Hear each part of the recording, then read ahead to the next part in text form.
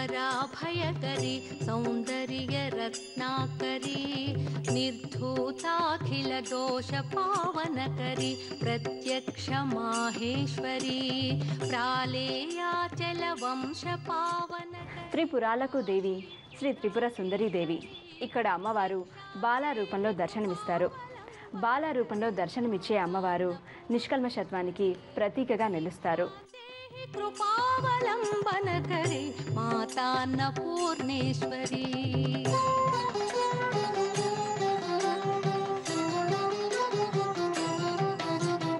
నానారత్న విచిత్రభూషణకరి.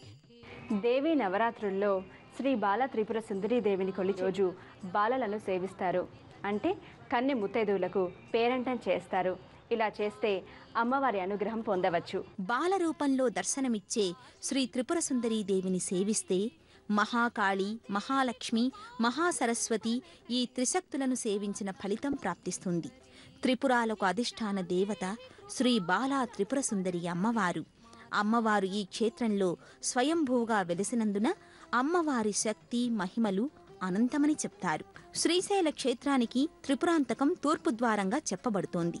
అందుచే శ్రీశైల క్షేత్రాన్ని దర్శించాక ఈ క్షేత్రాన్ని ఉత్తర ద్వారమైన ఉమామహేశ్వర క్షేత్రాన్ని, దక్షిణ ద్వారం అలంపుర క్షేత్రాన్ని దర్శిస్తేనే శ్రీశైల యాత్ర పరిపూర్ణమని భావిస్తారు.